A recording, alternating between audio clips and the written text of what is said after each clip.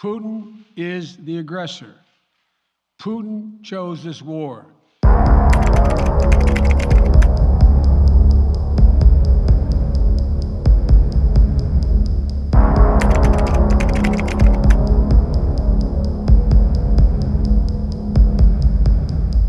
Russian military has begun a brutal assault on the people of Ukraine. Without provocation, without justification, without necessity, this is a premeditated attack. Vladimir Putin has been planning this for months, as we've been saying all along. He moved more than 175,000 troops, military equipment, and positions along the Ukrainian border. He moved blood supplies into position and built a field hospital, which tells you all you need to know about his intentions all along.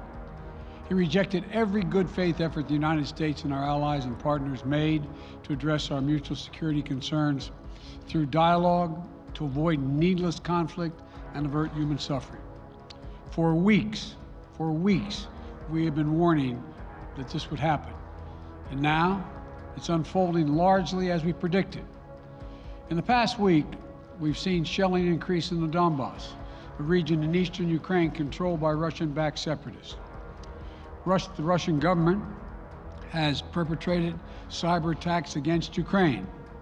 We saw a staged political theater in Moscow, outlandish and baseless claims that Ukraine was about to invade and launch a war against Russia, that Ukraine was prepared to use chemical weapons, that Ukraine committed a genocide. Without any evidence, we saw a flagrant violation of international law in attempting to unilaterally create two new so-called republics on sovereign Ukrainian territory. And at the very moment that the United Nations Security Council was meeting to stand up for Ukraine's sovereignty, to stave off invasion, Putin declared his war. Within moments, missile strikes began to fall on historic cities across Ukraine. Then came the air raids, followed by tanks and troops rolling in. We've been transparent with the world. We've shared declassified evidence about Russia's plans and cyber attacks and false pretexts so that there could be no confusion or cover-up about what Putin was doing. Putin is the aggressor. Putin chose this war, and now he and his country will bear the consequences. Today, I'm authorizing additional strong sanctions and new limitations on what can be exported to Russia. This is going to impose severe cost on the Russian economy, both immediately and over time. We have purposely designed these sanctions to maximize the long-term impact on Russia and to minimize the impact on the United States and our allies. And I want to be clear, the United States is not doing this alone. For months, we've been building a coalition of partners representing well more than half the global economy. 27 members of the European Union, including France, Germany, Italy, as well as the United Kingdom, Canada, Japan, Australia, New Zealand, and many others, to amplify the joint impact of our response. I just spoke with the G7 leaders this morning, and we're in full and total agreement. We will limit Russia's ability to do business in dollars, euros, pounds, and yen to be part of the global economy. We'll limit their ability to do that. We're going to stunt the ability to finance and grow the Russian military. We're going to impose and we're going to impair their ability to compete in high-tech 21st century economy. We've already seen the impact of our actions on Russia's currency and the ruble, which early today hit its weakest level ever in history. The Russia stock market plunged today. The Russian government's borrowing rate spiked by over 15%. In today's actions, we've now sanctioned Russian banks that together hold around $1 trillion in assets. We've cut off Russia's largest bank, a bank that holds more than 1/3 of Russia's banking assets by itself, cut it off from the U.S. financial system. And today, we're also blocking 4 more major banks. That means every asset they have in America will be frozen. This includes VTB, the second largest bank in Russia, which has $250 billion and assets. As promised, we're also adding the names to the list of Russian elites and their family members that were sanctioned as well. As I said on Tuesday, these are people who personally gained from the Kremlin's policies, and they should share in the pain. We will keep up this drumbeat of those designations against corrupt billionaires in the days ahead. On Tuesday, we stopped the Russian government from raising money from U.S. or European investors. Now we're going to apply the same restrictions to Russia's largest state-owned enterprises, companies with assets that exceed $1.4 trillion. Some of the most powerful impacts of our actions will come over time as we squeeze Russia's access to finances and technology for strategic sectors of its economy and degrade its industrial capacity for years to come. Between our actions and those of our allies and partners, we estimate that we'll cut off more than half of Russia's high-tech imports. It'll strike a blow to their ability to continue to modernize their military. It'll degrade their aerospace industry, including their space program. It'll hurt their ability to build ships, reducing their ability to compete economically. And it will be a major hit to Putin's long-term strategic ambitions. And we're preparing to do more. In addition to the economic penalties we're imposing, we're also taking steps to defend our NATO allies, particularly in the East. Tomorrow, NATO will convene a summit. We'll be there to bring together the leaders of 30 allied nations and close partners to affirm our solidarity and to map out the next steps we will take to further strengthen all aspects of our NATO alliance. Although we provided over $650 million in defensive assistance to Ukraine just this last year, let me say it again. Our forces are not and will not be engaged in the conflict with Russia in Ukraine. Our forces are not going to Europe to fight in Ukraine, but to defend our NATO allies and reassure those allies in the East.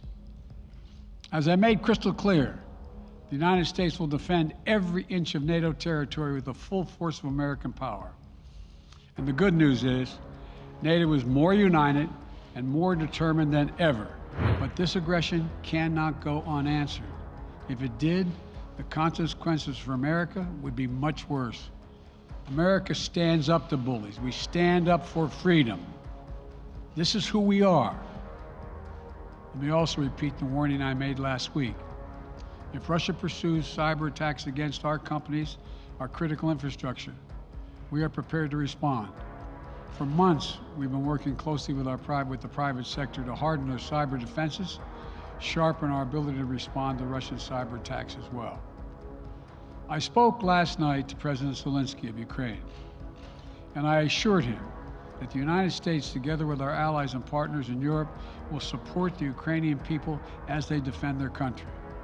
We'll provide humanitarian relief to ease their suffering. And in the early days of this conflict, Russian propaganda outlets will keep trying to hide the truth and claim success for its military operation against a made-up threat.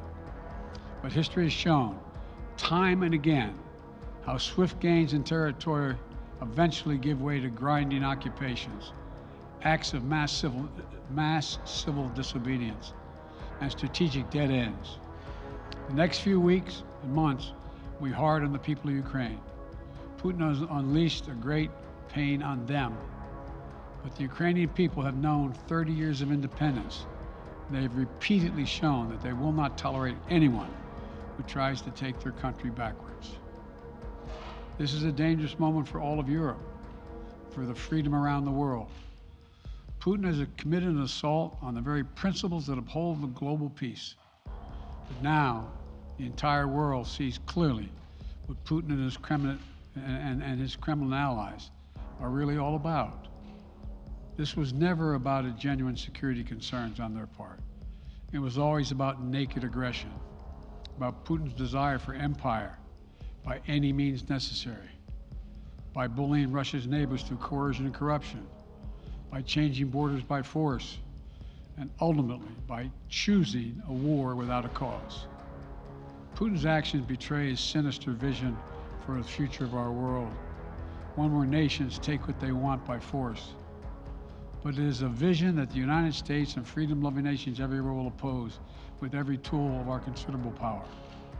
The United States and our allies and partners will emerge from this stronger, more united, more determined, and more purposeful. Putin's aggression against Ukraine will end up costing Russia dearly, economically and strategically. We will make sure of that. Putin will be a pariah on the international stage. Any nation that countenances Russia's naked aggression against Ukraine will be stained by association. When the history of this era is written, Putin's choice to make a totally unjustifiable war on Ukraine will have left Russia weaker and the rest of the world stronger. Liberty, democracy, human dignity, these are the forces far more powerful than fear and oppression. They cannot be extinguished by tyrants like Putin and his armies. They cannot be erased by from people's hearts and hopes by any amount of violence and intimidation. They endure. In the contest between democracy and autocracy, between sovereignty and subjugation, make no mistake, freedom will prevail. Putin at this point, and what interactions have you had with the Russian government? I heard the first part. Do I have any plans to speak with Putin at this point, and what? What communications have you had with the Kremlin as far as military operations in Ukraine and making sure this does not spiral into a larger conflict? Well, it's a large conflict already. The way we're going to ensure it's not going to aspire to a larger conflict is by providing all the forces needed in the Eastern European nations that are members of NATO. NATO is more united than it's ever been, and I have no plans to talk with Putin. Mr. President, you didn't mention SWIFT in your sanctions that you announced. Is there a reason why the U.S. Isn't doing that? Is there a disagreement among allies regarding SWIFT and whether Russia should be allowed to be a part of it? The sanctions that we've proposed on all their banks are of equal consequence, maybe more consequence than SWIFT, number one. Number two, it is always an option, but right now that's not the position that the rest of Europe wishes to take. The next question is, did you underestimate Putin, and would you still describe him the way that you did in the summer as a worthy adversary?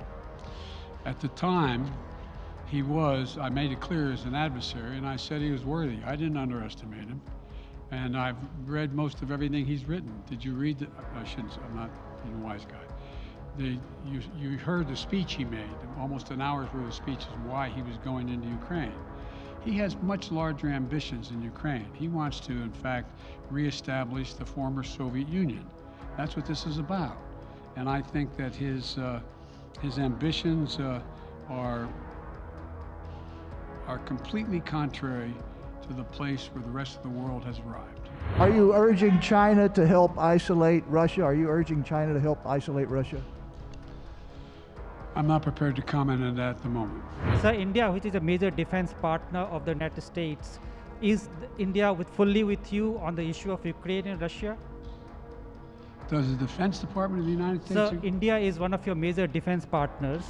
Is India fully in sync with the United States on Russia?